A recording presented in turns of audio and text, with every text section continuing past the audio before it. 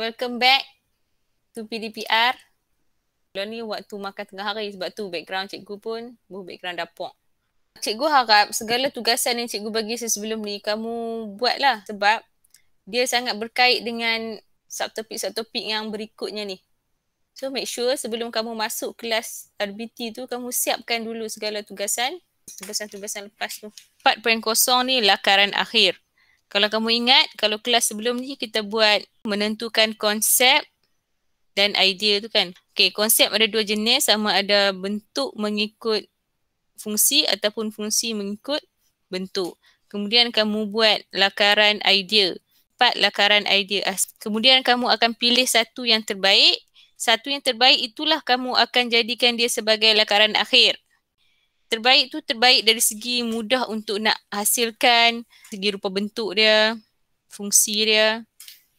Semua ni cikgu ambil daripada buku teks saja ni. Cikgu buat dalam bentuk PowerPoint sebab kalau pergi dalam bentuk PDF tu dia lambat lah nak anjak. So cikgu buat dalam PowerPoint saja. Okay, 2.1.4 ni. Lakaran produk yang hendak dibuat adalah lakaran idea terbaik yang mengandungi semua maklumat penting sesuatu reka bentuk produk.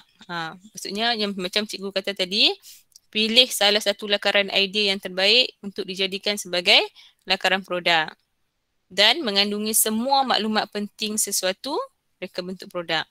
Okey, lakaran dihasilkan dengan gaya persembahan yang menarik dan mampu meyakinkan pelanggan terhadap produk anda. Gaya persembahan ni secara mudahnya macam mana kamu nak bagi orang nampak menarik kamu punya lakaran kamu tu, mesti tunjukkan warna dia. Sebab warna tu adalah salah satu faktor penarik untuk meyakinkan pelanggan terhadap produk. Okey, lakaran idea terbaik yang dipilih akan ditambah baik dari segi persembahan dengan menggunakan kaedah lakaran perspektif dan rendering. Okey, segi persembahan ni dua, iaitu satu ialah lakaran perspektif dan rendering. Lakaran perspektif ni lakaran apa? Rendering ni maksudnya teknik bayangan ataupun nak colourkan dia. Pelbagai media lakaran seperti art marker, pewarna pastel dan pensel warna boleh digunakan mengikut kesesuaian supaya pelanggan dapat melihat reka bentuk produk yang akan dihasilkan dengan jelas. Ini antara alatan-alatan untuk rendering lah. Art marker, pewarna pastel dan pensel warna. Yang mudah nak jumpa, pensel warna lah. Lakaran produk disarankan dalam bentuk 3D supaya keseluruhan reka bentuk produk lebih jelas dan mudah difahami. 3D ni maksudnya boleh nampak bahagian atas, hadapan dan bahagian sisi dalam satu lakaran tu. Okey, ni imbas semula. Lakaran perspektif ialah bentuk ilustrasi objek yang menyamai pandangan mata manusia. Ilustrasi dihasilkan dalam bentuk 3D dan mempunyai bentuk lebih realistik. Lakaran 3D. Lakaran 3D yang dilengkapi dengan maklumat produk dinamakan lakaran 3D bermaklumat. Bermaklumat kat sini. Semua maklumat yang diperlukan untuk pelanggan memahami sesuatu reka bentuk produk perlu dinyatakan dengan jelas pada lakaran. Okey, maklumat apa yang perlu ada pada lakaran ni? Kenapa dia dinamakan lakaran 3D bermaklumat? Okey, seterusnya kita tengok. Okey, ni maklumat yang perlu dinyatakan pada lakaran 3D. Pertama ialah elemen reka bentuk yang digunakan. Kena senaraikan elemen. Macam kamu buat lakaran idea tu kan, ada elemen. Yang kedua, tepi kiri ya, prinsip reka bentuk yang digunakan. Pun kamu ada dalam lakaran idea pun ada juga, lakaran 3D bermaklumat ni pun ada juga prinsip, elemen, kemudian komponen atau bahagian-bahagian produk pun kamu dah buat dah kan dalam lakaran idea itu ni. Maksudnya kamu label komponen. Seterusnya bahan yang digunakan pada produk. Okey, hak ni yang kamu kena tentukan. Bahan apa yang akan kamu gunakan untuk produk itu. Okey, bahan ni ada dua jenis secara mudahnya. Yang pertama ialah bahan yang digunakan untuk menghasilkan body dia tu. Dan yang kedua kita panggil bahan penyambung. Contohnya macam gam, paku ke, stapler gun ke. Seterusnya, saiz produk dan komponen. Saiz produk ni boleh juga tulis saiz keseluruhan, panjang keseluruhan kali lebar keseluruhan kali tinggi keseluruhan. Ataupun kamu nak buat dimensi dan bahagian lakaran kamu tu. Dimensi tu maksudnya ukuran sesuatu bahagian produk tu. Macam panjang kaki, kalau meja, panjang kaki meja berapa, lebar kaki meja berapa. Tak payah tulis keseluruhan bahagian. Paling kurang 3 saja. Dan satu lagi yang paling penting ialah nama produk. Nama produk nah di bahagian atas. Okey, cikgu ulang sekali lagi ya. Nama produk, elemen, prinsip, label komponen, bahan yang digunakan dan saiz produk. So ada 6 maklumat yang perlu ada pada lakaran 3D kamu tu. Okey, ini contoh.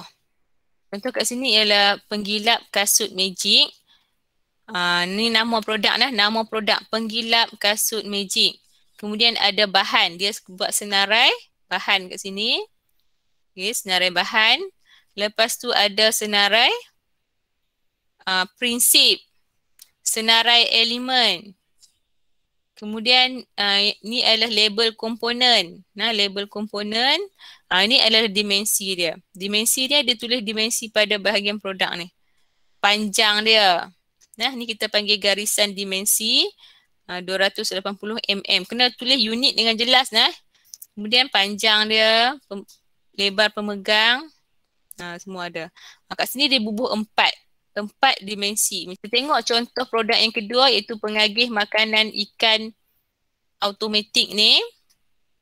Okey, dia ada senarai prinsip, senarai bahan, senarai elemen. Kemudian ada dimensi. Ada ni apa kita panggil? Label, komponen. Kemudian dia spesifikkan satu komponen tu. Contohnya, ni kita panggil set mikro pengawal. Dia kesarkan mikro pengawal ni supaya nampak lebih jelas.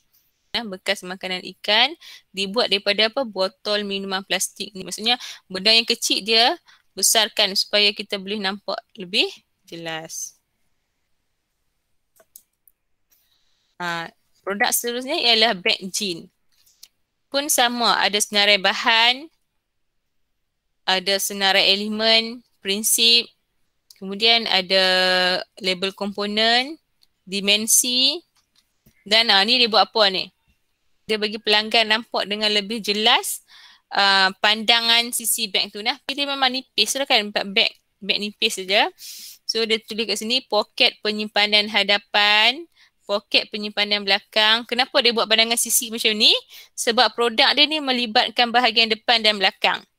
Sebab kalau dalam bentuk 3D ni tak boleh nampak bahagian belakang. Jadi dia buat pandangan sisi. Boleh nampak bahagian belakang, bahagian depan dan tali kat atas tu. B ni lakaran ceraian. Lakaran ceraian ialah lakaran yang menunjukkan hubungan antara setiap komponen atau bahagian pada satu reka bentuk produk. Fungsi lakaran ceraian menunjukkan urutan pemasangan komponen pada reka bentuk produk. Nampak kat sini, menunjukkan urutan pemasangan komponen. Maksudnya, masa kamu lukis nanti ni duduk dekat-dekat. Contohnya macam beg tadi ni, bahagian body bag tu dengan poket tu duduk dekat sebab dia akan bergabung, bersambung nanti. Macam tu.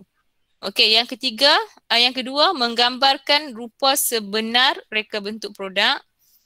Ketiga, menunjukkan kedudukan komponen pada reka bentuk produk. Contohnya kalau buat bag tu, tali tu mesti duduk di bahagian atas.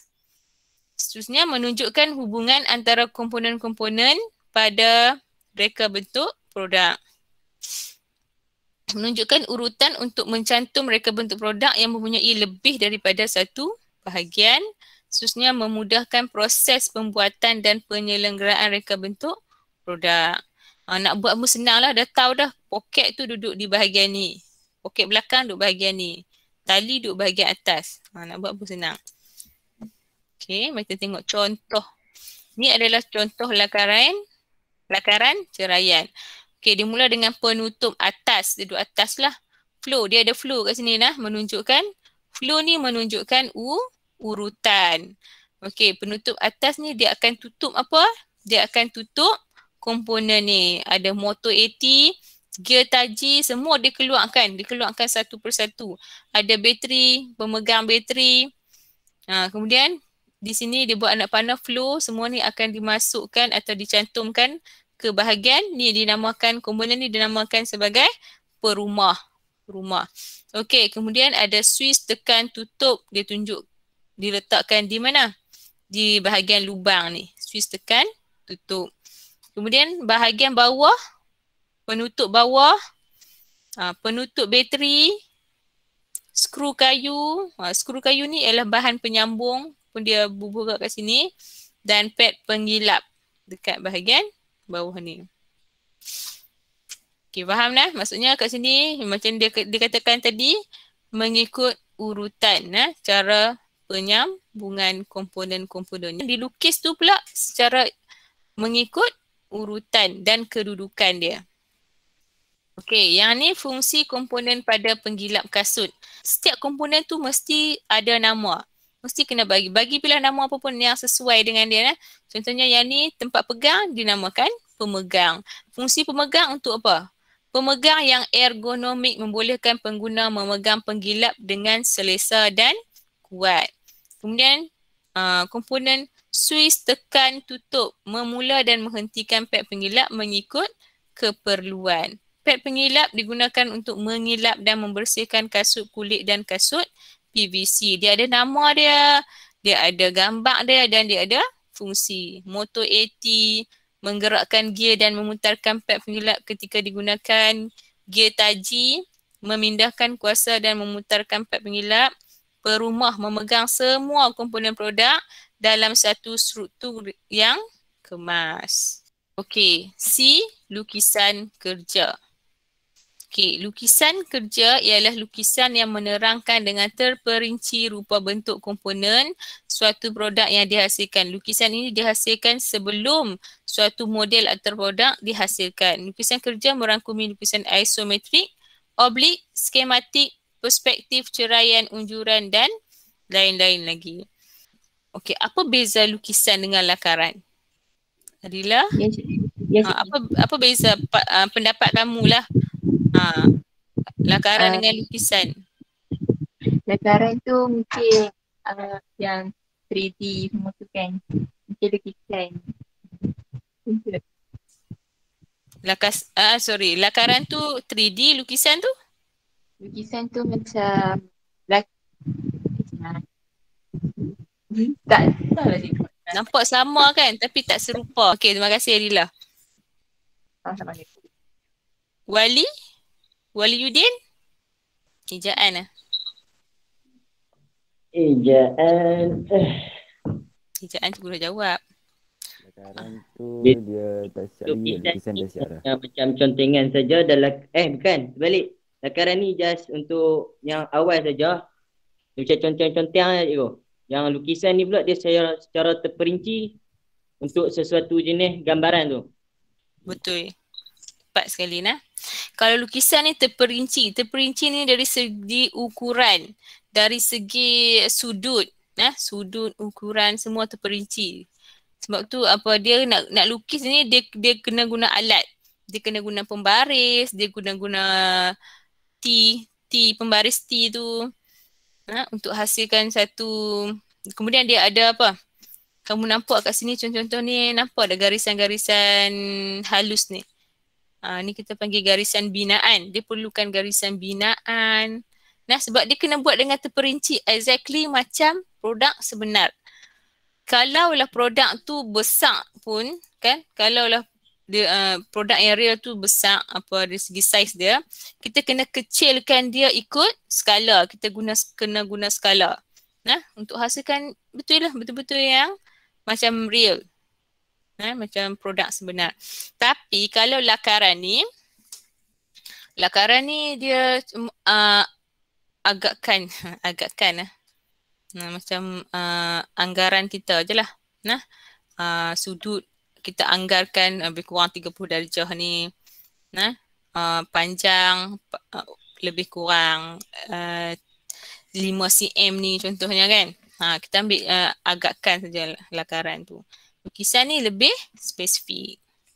Okey, kat sini dia bagi contoh lukisan isometrik. Ni lukisan isometrik lah.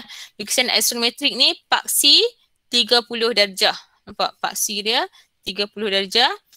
Lukisan pictorial yang dapat memberikan maklumat dan gambaran objek dengan lebih jelas. Lukisan isometrik dapat menunjukkan bentuk suatu objek dalam 3D melalui pandangan atas, pandangan hadapan dan pandangan sisi.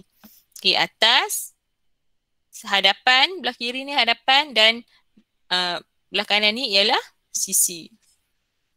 Okey.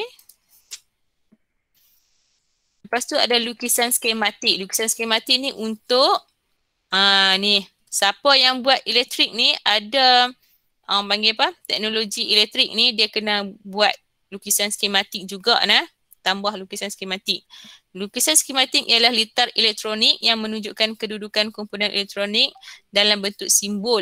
Simbol dalam lukisan skematik membantu mereka bentuk memilih komponen elektronik yang betul semasa menghasilkan produk. Lukisan skematik membolehkan pemasangan komponen elektronik dilakukan dengan lebih mudah dan tepat. Okey, bila kita dah ada lukisan skematik macam ni, ni simbol, dia guna simbol je ni. M ni motor. Yang ni switch tekan tutup. Switch tekan buka lain pula nah. Switch tekan buka dia duduk garisan ni duduk bawah. Yang ni kita panggil bateri. Dan banyak lagi nah kalau kamu nak guna perintang ke apa ke dia ada lagi. Simbol-simbol dia. Guna simbol nah bukan gambar. Okey. Lukisan unjuran ortografik ni untuk lukisan 2D. Okey, dapat menunjukkan bentuk suatu objek dalam 2D melalui pandangan atas, pandangan hadapan dan pandangan sisi. Ukuran sebenar dinyatakan dalam lukisan unjuran ortografik untuk digunakan sebagai rujukan semasa proses penghasilan produk. Okey, lukisan unjuran ortografik ni pun adalah salah satu lukisan apa panggil? Lukisan kerja nah. Lukisan kerja. Maksudnya dia macam exact juga. Dia punya ukuran dia kalau besar dia akan guna skala apa semualah. Maksudnya dalam bentuk yang sebenar, saiz yang sebenar. Contoh mari kita tengok sini. Ni adalah lukisan unjuran ortografik.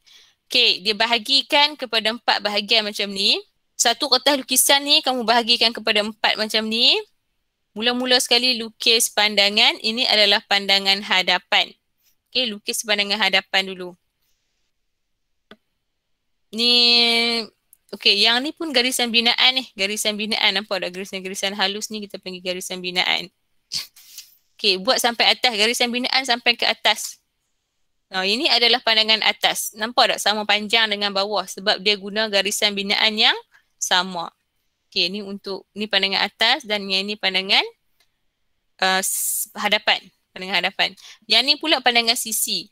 Sebab tu dia sebut unjuran. Nah, unjuran tu maksudnya kita unjurkan garisan binaan ni. Daripada pandangan hadapan ni unjurkan ke sisi. Dari hadapan ni juga unjurkan ke atas. Okey, macam mana nak hubungkan antara atas dengan sisi ni? Dia guna dekat sini, dia buat garisan 45 darjah.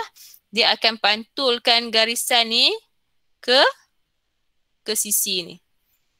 Tarik sampai ke garisan ni. Garisan 45 darjah ni dia akan turun ke bawah. Nah, maksudnya saiz dia tetap juga mengikut sini lah, samalah. Sama. Okey. Daripada sini pun kamu nampak banyak jenis garisan. Okey, kalau yang tak pun nampak sangat ni, garisan halus ni kita panggil garisan binaan. Kalau yang terang sikit tu kita panggil garisan objek. Yang putih-putih ni kita panggil garisan tersembunyi. Yang ni garisan dimensi, yang ada dimensi ni. Lakaran reka bentuk produk dari aspek, elemen dan prinsip. Okey, daripada kamu punya lakaran 3D bermaklumat kamu tadi ni, kamu dah ada senarai kan, senarai elemen dan senarai prinsip. Daripada senarai elemen tu, kamu tanda mana elemen yang kamu gunakan. Nah, contoh kat sini dia guna ke semua elemen ni. Ke semua 88 elemen dia guna dan ini adalah ulasan dia. Nah, ulasan dia kaitkan dengan kamu punya produk. Okey, contohnya kat sini, garisan digabungkan untuk menghasilkan rupa bentuk produk. Ruang terdapat antara penggilap dan perumah. Yang ni kalau dia kata produk dia nah, produk penggilap kasut ni. Tapi kalau produk kamu pun kamu kena kaitkan macam itulah. Okey. Yang ni kita panggil analisis reka bentuk dari aspek elemen. Yang ni pula analisis lakaran dari aspek prinsip. Okey, contohnya prinsip yang digunakan ialah yang ni sahaja, nah, yang rek-rek ni. Kalau tak ada prinsip yang tak digunakan ni, kamu dash saja. Tak ada, maksudnya tak payah buat ulasan apa. Okey, yang ada ni semua kena ada ulasan. Okey, so ini adalah tugasan kamu. Lakaran akhir, lakaran bermaklumat. Maksudnya daripada 4 lakaran idea kamu tu, pilih satu yang terbaik. Nah, pilih satu yang terbaik. Lukis semula nah, jangan ambil hari tu je. Lukis semula. Kemudian kamu buat, kena ada 6 benda. 6 maklumat yang perlu ada dalam lakaran 3D bermaklumat ni. Pertama, kena ada tajuk. Yang kedua, bahan. 3, prinsip. 4, elemen. 5, kita panggil apa ni? Label komponen. Dan 6, ada ukuran ataupun dimensi. Jelas nah? Yang ni jelas nah? Tugasan kamu jelas semua? Okay. Yang kedua, kamu kena buat lakaran ceraian. Daripada mudah saja, kamu rujuk balik pada lakaran bermaklumat kamu tu, tengok balik dan kamu cuba ceraikan komponen satu persatu. Nah, satu persatu dan hasil dia macam ni lah. Nah, kamu ceraikan satu dan dapat macam ni. Yang lukis ni, yang penting kena ada apa? Anak panah. Anak panah ni nak menunjukkan hubung kait antara komponen-komponen tu. Ni nak letak kat sini, ni nak letak kat sini macam tu. Cara penyambungan dia. Kemudian yang kedua dia ada sebutkanlah nama komponen tersebut. Penutup atas, bateri ni nama komponen. Buat analisis lakaran produk dari aspek elemen. Rujuk balik juga pada kamu punya lakaran bermaklumat tu. Tengok elemen apa yang kamu ada, tanda. Yang ada right, yang tak ada pangkah. Yang ada buat ulasan, yang tak ada dash saja, abaikan. Kemudian analisis lakaran produk dari aspek prinsip pun sama, yang ada rate, yang tak ada pangkah. Okey, sekian. Terima kasih.